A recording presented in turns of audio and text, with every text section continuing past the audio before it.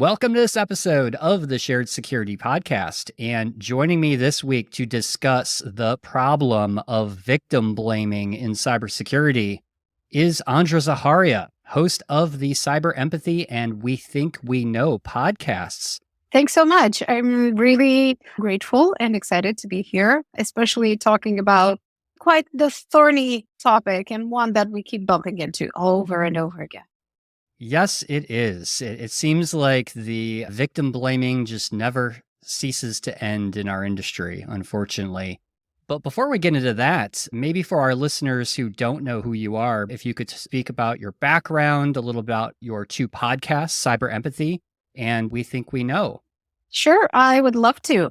So I've been working in communication for the past 15 years now, and I focus on organic growth through educational content and community building. That's basically my main thing. And since 2015, I started applying all of this in cybersecurity.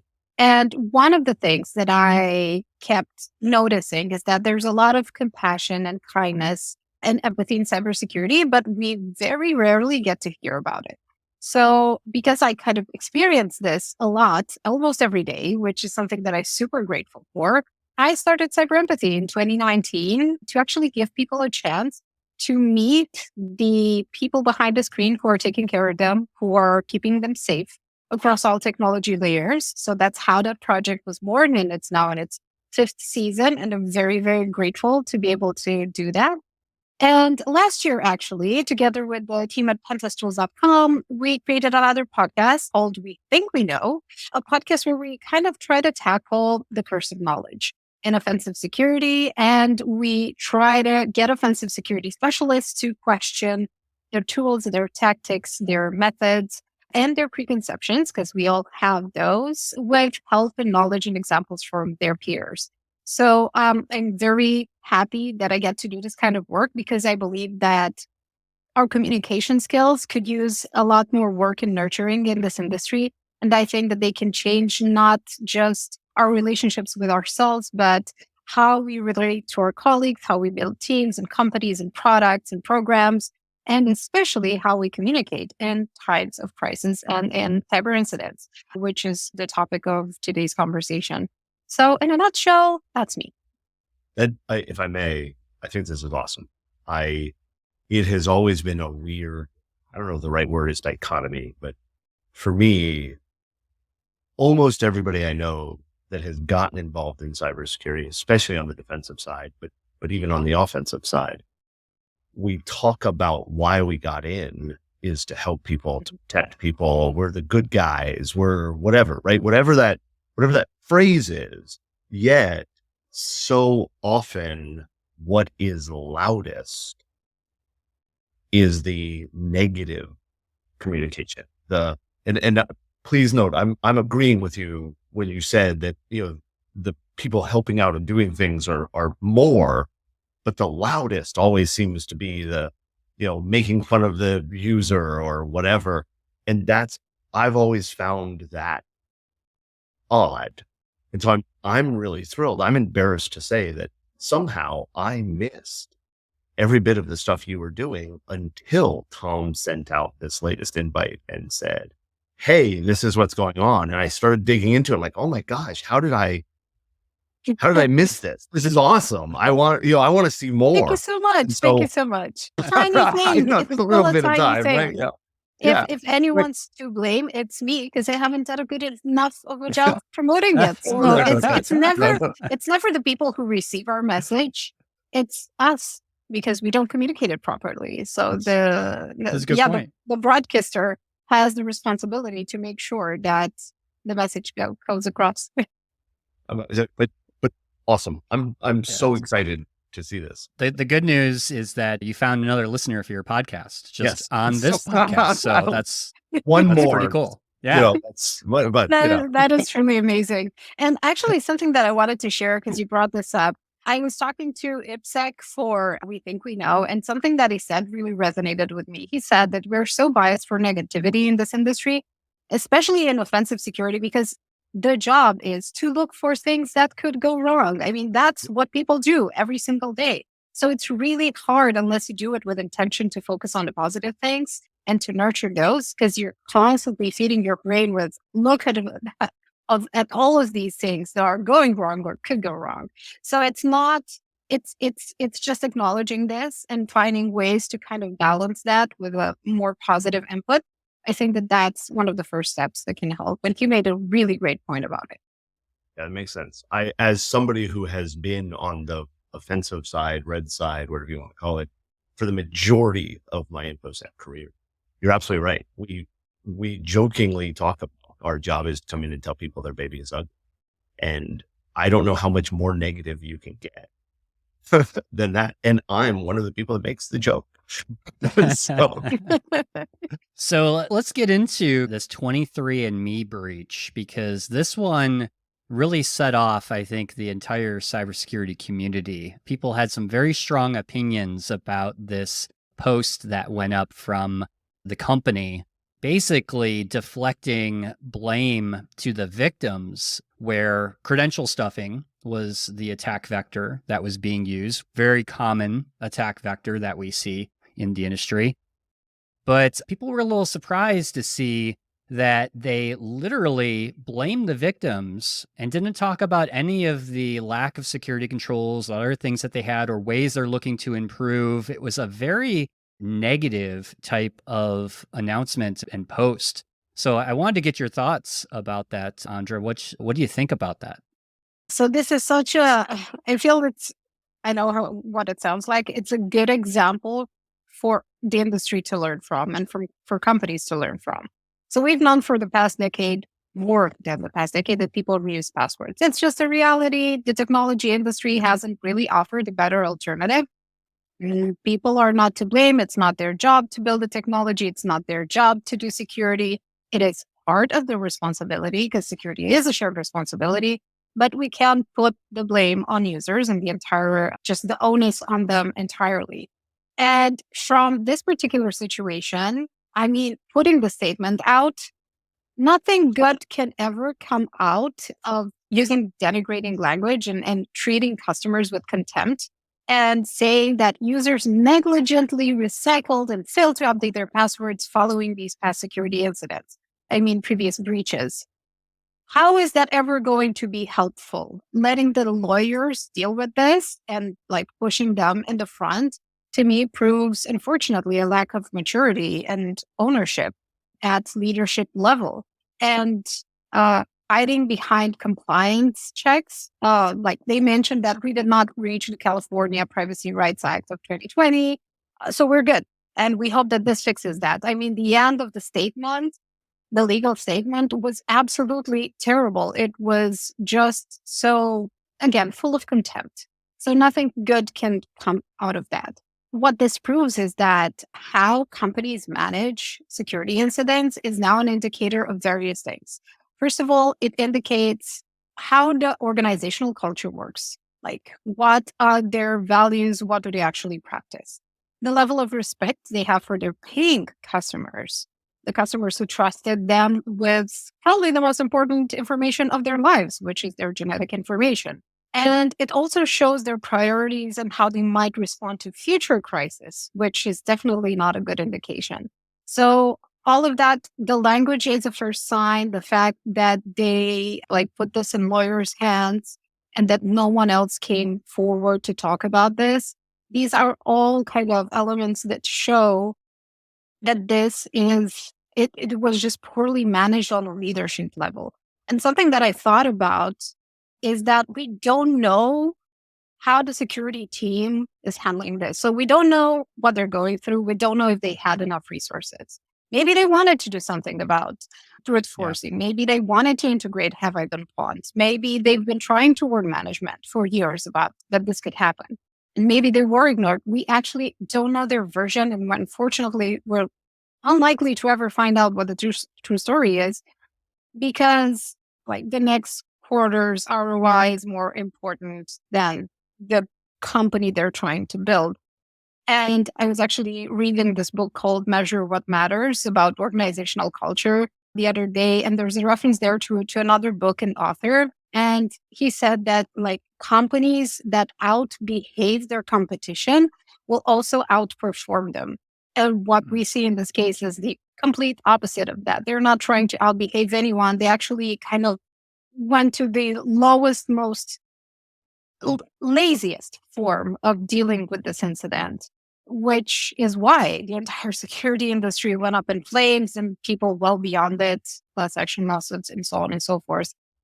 So I think that they had a lot of options that they didn't use. They could have said, like, we tried our best, but it wasn't enough, which is almost always the case in terms of security. We always try our best. And it's just, there are situations when that's not enough. They could have said, we acknowledge that like compliance does not ensure the level of security that we want to offer you and that you deserve as paying customers who trusted us with this like, precious data. And we know that your genetic data is extremely valuable. And here's what we're doing to make sure that we protect it in the future. Because once it's theirs, you can't take it back. And that's scary and that's awful. And that's why people reacted so strongly to this. So I believe that they had options. They didn't choose to use those options. That tells a lot about the company itself. And I'm honestly worried about the company's future in general, not because they're going to, go bankrupt because of the security incident, but of what might happen in the future with the genetic information of so many people. If I may, I and if you listen back to when we talked about this breach originally on the podcast, if I recall correctly, I had said that there was validity to the statement, the users reuse their password, right? Because they did, right? True. And I think Absolutely. what you pointed out of, hey, look, that's natural. It's going to happen. We have not provided a good enough solution. I agree with. But one of the things I've thought about since then, and looking at this breach, looking at how it responded, I think you're right that they went so far past just having that be something they mentioned to being the core message. But I'm curious if we're going to see more of this type of response, not due to a lack of empathy or a lack of, not wanting to victim blame, but due to the sheer complexity of breach notification rules and the laws and regulations around that. Whereas 23andMe saying, hey, look, it's your fault, not ours. While that sucks and is bad, you made the point, and I think you're right. They handed it to the lawyers to respond. And I could see the lawyers saying, if we don't push the blame elsewhere, that's a lawyer 101 thing. We have to, you see what I'm saying? Like, I'm not saying that makes it okay. Like, please don't take that as me going, well, it's perfectly fine. Let's go do it that way because the dang lawyers say. But I'm curious if that idea affects what you're talking about out behaving, about, right, all that, and by the way, that book's excellent. Is there a way for us to tell from the language or what we do know, whether this is lawyer CYA or truly a bad response because of well, it's not our fault, damn it. Leave us alone. I'm not sure if I'm saying that right, but no, I get it. I get it. And what usually happens, leadership always has to vet what the lawyers want to say. It's their choice, ultimately. Ultimately, it's their choice if they want to go with the lawyer statement, if someone wants to come out and talk to people like an actual human being. It's their choice how to handle this, definitely. So, unfortunately, there is this fundamental clash between the foundational principles of cybersecurity, which is about helping people, and the, let's say, revenue-driven foundational principles of companies.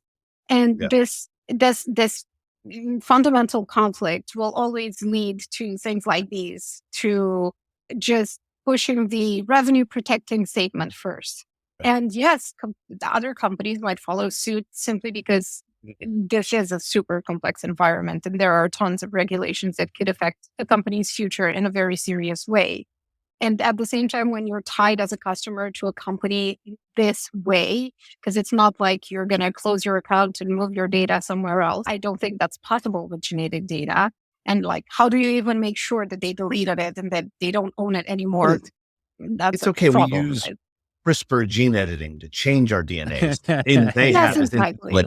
right? That's the way to But what I think that it's difficult to tell, like which was the response. I definitely think that it's a leadership decision.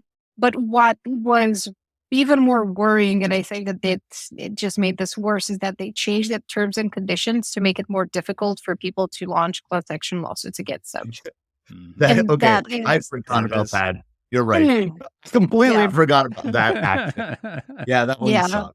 They could have stopped adding fuel to the fire, but again, it's like, do you want to build a company that honors people, or do you want to build a company that's just there to make money? I think that's the fundamental difference. And I do hope, what I hope, because this is a tendency for Gen Z, is to question a lot of the why behind a company, like how does this work and why do you do things like that? And I feel like Gen Z is pushing companies in a different direction. I really hope it works. It works to change their objectives. And of course, this is going to probably take decades.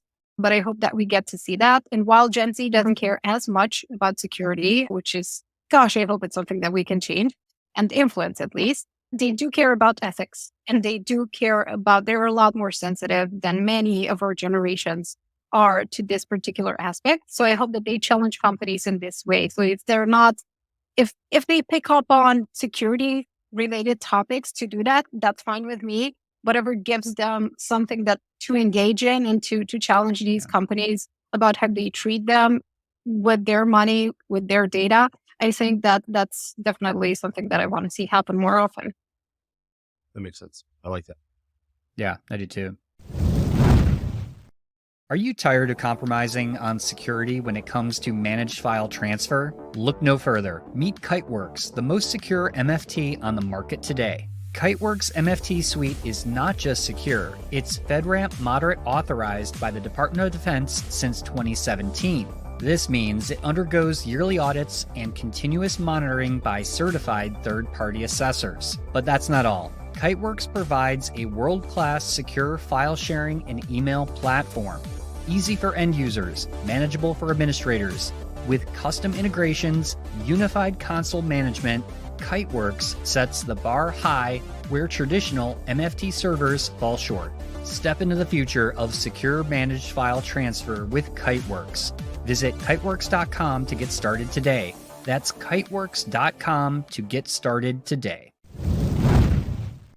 So taking all of that into, we had a lot of good discussion. I think the lawyer piece is very interesting, and obviously around compliance, they may have said things for those reasons, right? But kind of taking a step back and thinking overall, right? Like, how can companies be more empathetic after a data breach? And really thinking about the security teams, how do they show empathy themselves, right? Because I think it's pretty hard being maybe on the security team, like you mentioned, for 23andMe. They may actually become victims themselves, right? Yeah, and that's a different way of eating your own dog food, especially when it comes to using your own product and trying to understand how people feel and how they experience all of this. I think that there are several elements to this. First of all, I think that it's important to acknowledge people's reactions. It's not to say that, yes, you're completely right, we totally screwed up, it's our fault entirely. It's not about that. It's just acknowledging people. We understand how you feel and why you feel like this. And that's step one in actually creating the possibility for a dialogue and getting people to actually hear your side of the story without instantly tensing up and becoming defensive. The second thing is something that lawyers do well and that from which we can learn, which is focusing on facts. Because psychology has taught me and us that thoughts and feelings are fact. And it's really hard to distinguish between thoughts and feelings and actual facts when you're in a highly emotionally reactive state. It's really, really hard to do that. So they can help like we know you feel like this, but you're a defect. So this is exactly what's Mm. happened. And here's what we tried to do. And assuming responsibility, at least partial responsibility, is definitely part of like, it's the PR playbook, and not the kind of public relations that seeks to manipulate and to deflect blame and things like that, but the actually kind of public relations that meant to create that dialogue where the organization learns how to be better and customers get to hear a more nuanced perspective, not something that's so black and white that's entirely your fault or it's entirely ours. Things are usually Yeah. somewhere on a scale in the middle. And something that I feel could be really helpful is that something that Lance Spitzner of Sans said in an episode of Cyber Empathy. He said that security teams need an empathy filter. So if you were, for instance, to get the leaders of a security team at least, or get them to work with their team and like create a manifesto that includes a few key principles, like things such as, these are kind of things that I thought about and I included in my kind of foundational principles for cyber empathy. Like, people matter more than computers. What does this mean? In cybersecurity, we're here to protect people, not computers. So that instantly like sets a mindset and a level of dialogue that focuses on the right things. Something else could be, people are not the weakest link. If you start with that, if leadership talks like that and uses this as, again, a core principles for their work every day, that's going to slowly start to change the language. What does that mean? It means that we acknowledge that people, yes, are the most vulnerable and the most targeted element of the security ecosystem for reasons we all know. But that doesn't mean that they do things intentionally to be unsafe or to Yeah. do damage, because that's not true. And it could also be, like, a third example is that cybersecurity is an active service. We're here to protect others, and we use our knowledge and skills in service of others. So again, that changes things a lot. If cybersecurity leaders try to work on that and make that kind of dialogue and those kind of statements public, they could help influence how people on the team talk to each other, and then how people on the team think about their work, whatever it is that they do. Yeah. I like that. I like I think that a lot. So I've often talked to people, it's one of the things that secure ideas, very often we get asked, hey, we want to hire you to do a phishing test. And very often we tell the customer, no, there's no reason to do that. It's a waste of your money. And don't get me wrong, I'm a greedy capitalist. If they're gonna just spend money, I'd like them to spend it on me. But I want them to get something that's useful. And what we've often talked to people about is, we know people will fall for phishing attacks. We know that they're going to click the link. We know, matter of fact, I've said for years on stage and off stage that one of the main reasons people click links is we build all of our transactions to require link clicking. And then we yell at people for clicking them. And very often I get said back to me that people are the weakest link. And I've known it's wrong, but I've never known how to say it. And I just want to call out the way you phrased it, because you said people are the most vulnerable. And that, in my mind, means the exact same thing we mean when we say people are the weakest link, but says it in such a clearer way to get the message across. Just so you know, I'm going to steal it. I'm like, Please do. I'm like that is, this is something, and I want to be very clear. You and I, we don't know each other. I'm weird. I'm just this nerd, right? And Aren't we all weird? well, yeah, maybe, I don't know, but I am weird. Tom will tell you. And so I struggle with empathy. I struggle with understanding other people's, something I've always struggled with. I'll be 51 next month, and my entire life I've struggled with this, but I've known I struggle with it. And so I try to pay attention. I fail quite often. And this is such a key thing that I've struggled with. Yeah, I like it. They are the most vulnerable, not they're the weakest.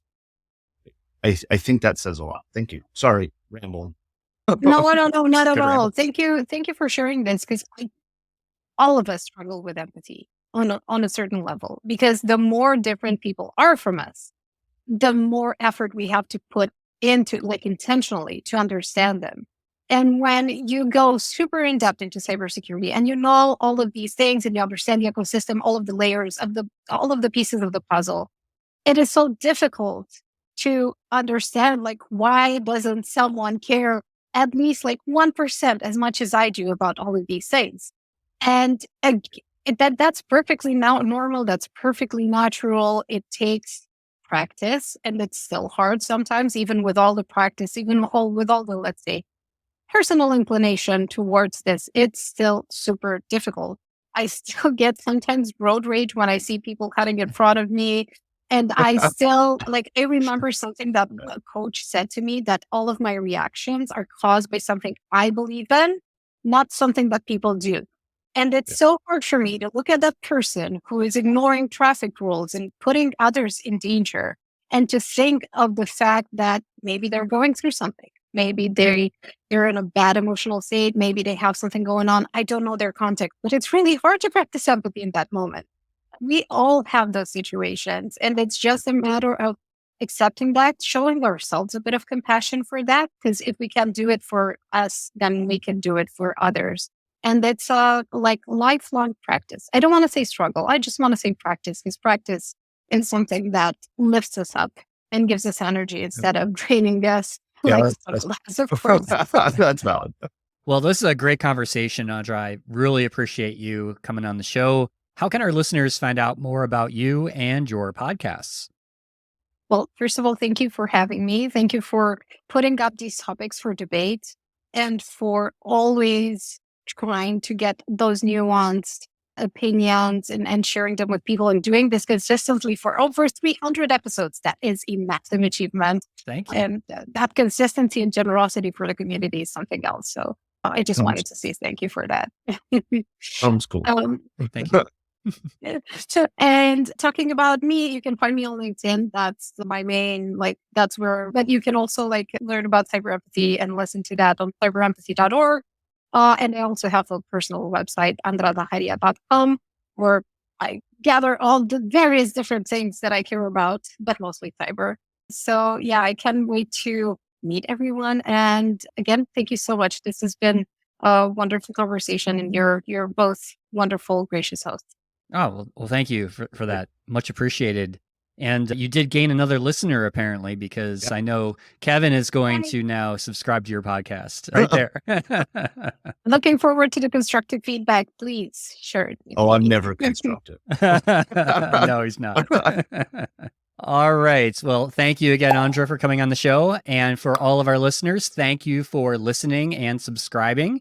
And until next time, stay safe, stay secure, and stay private. Thanks for watching or listening to this episode. If you'd like to help support the podcast and get early access to new episodes with no ads, plus many more exclusive benefits, become an official supporter of the podcast for only $5 a month. Visit sharedsecurity.net/supporter for more details.